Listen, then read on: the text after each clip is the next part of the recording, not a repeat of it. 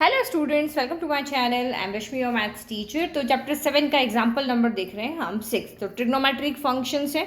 अभी जस्ट हमने एग्जांपल 5 में बात की थी कि यहाँ पे एक सिंगल वेरिएबल होना चाहिए। तो देखो यहाँ क्वेश्चन में वो प्रॉब्लम तो है ही नहीं कि x की जगह पे x ही है या कोई भी एक वेरिएबल है, वाई जेड कोई भी हो। अब इसको कैसे इंटीग्रेट करें? तो देखो, जब भी इस तरह से साइन कॉस प्रोडक्ट की फॉर्म में आता है तो आप हमेशा यहाँ पे याद रखना कि जिसकी पावर ऑड है उसको हमें चेंज करना है। जिसकी पावर ऑड है उसके साथ हमें काम करना है, इसको हमें नहीं यहाँ पर छेड़ना है। तो देखो कैसे चेंज करेंगे, क्योंकि हमें इस क्वेश्चन को उस फॉर्म में चेंज करना है कि जिसका इंटीग्रेशन का फॉर्मूला हमें पता हो। तो आप यहाँ पे देखो, मैं इसको कर देती हूँ, साइन एक्स को अलग कर देती हूँ, फिर यहाँ पे साइन स्क्वायर एक्स 3 है तो 2+1 फॉर्म में लिख सकते हैं। बेस से में तो पावर क्या होती है, ऐड होती है, तो ये 1 है ये 2 है। और ये आपका यहाँ पर हो गया cos square x D x हो गया। इन दोनों की पावर यहाँ पे क्या है, सेम है। अब देखो, integration of sine x, sine square x को हम क्या ले सकते हैं, 1 माइनस कॉस स्क्वायर एक्स लिख सकते हैं। तो ये आपका यहाँ पर हो गया cos square x D x हो गया। अब मैं यहाँ पे कुछ काम कर सकती हूँ। कैसे? इंटीग्रेशन तो अभी भी मुझे नहीं आता, कोई फॉर्मूला ऐसा बना नहीं मेरा, तो मैं यहाँ पे करती हूँ let sine x equal to T है। डिफ्रेंशिएट करो, साइन एक्स का डिफ्रेंशिएशन यहाँ पे क्या होता है, तो अच्छा एक सेकेंड रुको, साइन एक्स को अगर हम टी मानेंगे तो नहीं, कॉस उल्टा कर देंगे। यस, साइन एक्स से नहीं होगा, क्यों नहीं होगा मैं बताती हूँ। Let cos x equal to हम टी मानते हैं, तो कॉस एक्स का डिफ्रेंशिएशन क्या होगा, माइनस का sine x D x equal to D t हो जाएगा। तो देखो ये एक सिंगल टर्म है, साइन, यहाँ अगर मैं कॉस लेती तो यहाँ साइन आ जाता यहाँ पे, यहाँ क्या, अगर मैं यहाँ पे साइन लेती तो cos x D x equal to D t आता, बट मेरे पास कॉस ज़्यादा है तो इसीलिए मैं कॉस नहीं ले रही हूँ। मैंने यहाँ पे क्या कर दिया, साइन एक सिंगल टर्म था तो साइन एक्स डी एक्स को मुझे डी टी की फॉर्म में चेंज करना है, क्योंकि इसकी जगह हम टी रख लेंगे। तो ये आपका यहाँ पे अब वैल्यू पुट करो तो माइनस, तो ये आपका बाहर आ गया, साइन एक्स डी एक्स की जगह पे हमने डी टी रख दिया, कॉस एक्स का हमारा टी है तो ये 1 माइनस टी स्क्वायर हो गया और ये टी स्क्वायर हो गया। अब हमने जो हमारी ट्रिग्नोमेट्री फॉर्म थी उसको हमने एल्जेब्रिक फॉर्म में चेंज कर दिया। तो अब इसका इंटीग्रेशन हम इजीली कर लेंगे। टी स्क्वायर को अंदर लेके जाओ तो 1 से मल्टीप्लाई हो गया, टी स्क्वायर हो गया, T square into T square क्या हो गया, तो टी पावर 4 हो गया, और ये आपका यहाँ पर क्या हो गया, डी टी हो गया।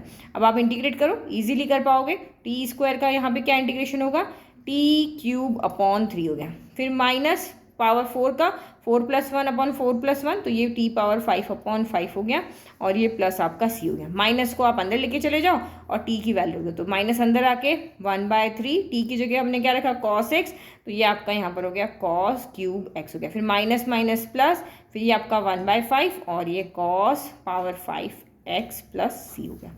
ईजी, ठीक है। तो इस तरीके से हमको सोचना है। तो इस तरह के क्वेश्चन के लिए क्या लॉजिक याद रखना है कि जब भी साइन एंड कॉस प्रोडक्ट की फॉर्म में आते हैं तो जो पावर ऑड है हमें उसको यहाँ पर चेंज करना है। तो उसी को हमने यहाँ पे काम किया, सारा काम उसी के ऊपर किया, ये तो हमारा एज इट इज रहा। तो ये आपके माइंड में आपकी स्ट्रेटेजी होनी चाहिए।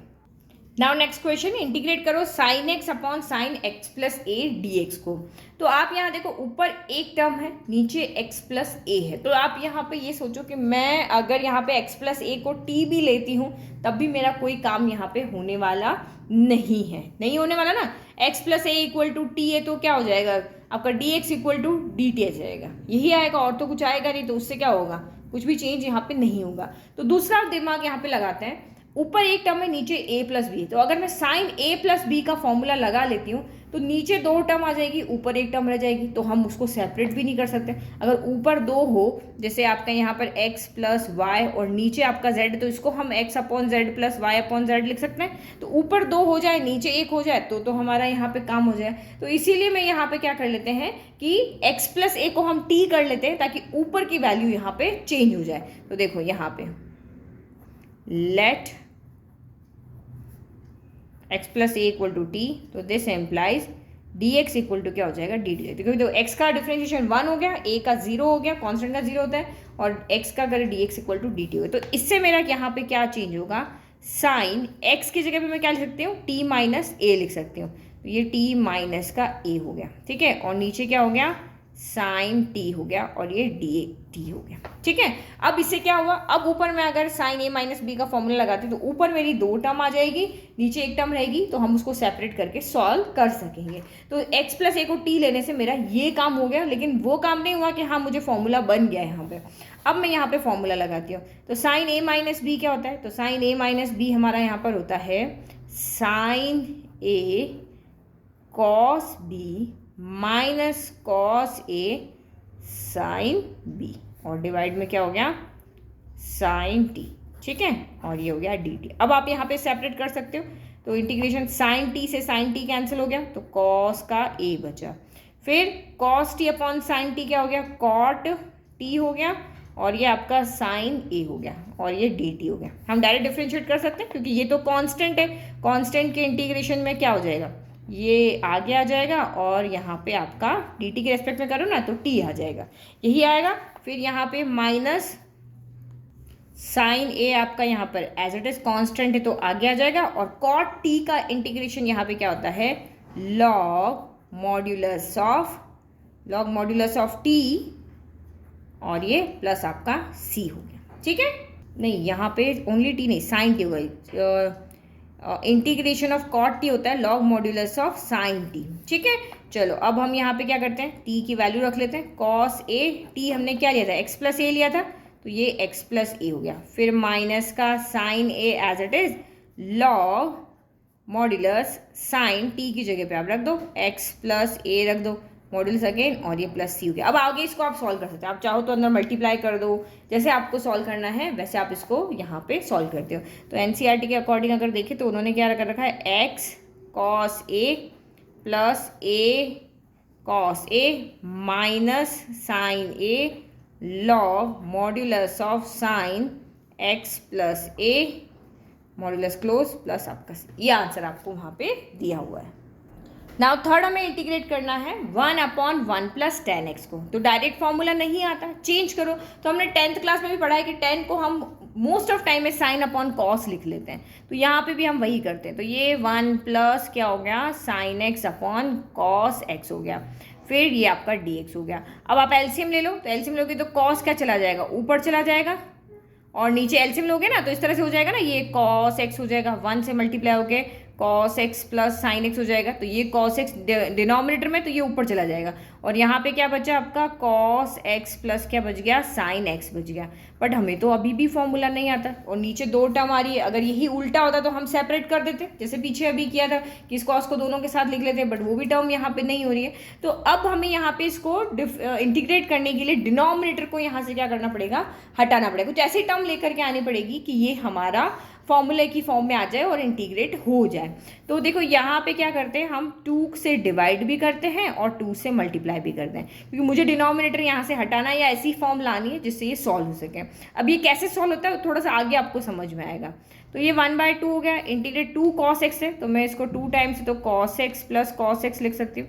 नीचे साइन है तो मैं यहाँ पे क्या करती हूँ एक साइन को ऐड करती हूँ, एक साइन को मैं यहाँ पे सब्ट्रैक्ट करती हूँ, और अब नीचे क्या हो गया cos x plus sign x हो गया।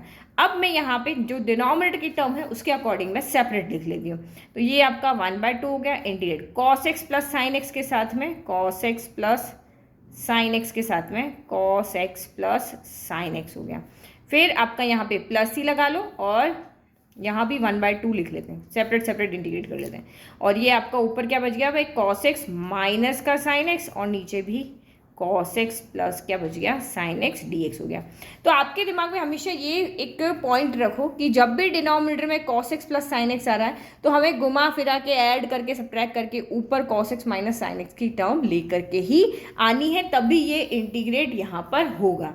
तो देखो cos x plus sin x से cos x plus sin x तो हो गया कैंसिल, तो 1/2 इंटीग्रेशन ऑफ आपका यहाँ पे क्या बच गया dx बच गया, और ये प्लस आपका 1/2 इसमें कोई इंटीग्रेट हो नहीं रहा अभी भी, लेकिन यहाँ पे हम इंटीग्रेशन की टर्म लेकर के आ सकते हैं। तो ये कैसे होगा, तो हमेशा हमने यहाँ पे क्या चीज़ सीखा कि जब भी डिनोमिनेटर में cos x plus sin x आ रहा है तो हमें ऊपर भी cos x minus sin x लेकर के आना है। अब क्यों, तो देखो इसका तो इंटीग्रेशन आपका डायरेक्ट हो जाएगा, इसका तो मैं अगर करूँ तो इंटीग्रेशन ऑफ dx क्या हो गया x/2 हो गया। अब इसका हमें आगे यहाँ पे लिखना है, तो अब यहाँ पे हम लेट करेंगे जो डिनोमिनेटर है उसको t, तो let cos x plus sine x equal to t, differentiate करो कॉस एक्स का डिफरेंशिएशन क्या होता है minus sine x, sine x का क्या होता है कॉस एक्स, तो ये आपका D x equal to D t हो गया। तो इसका मतलब क्या हुआ कि cos x minus sine x D x equal to आपका यहाँ पर क्या हो गया डी टी हो गया। तो देखो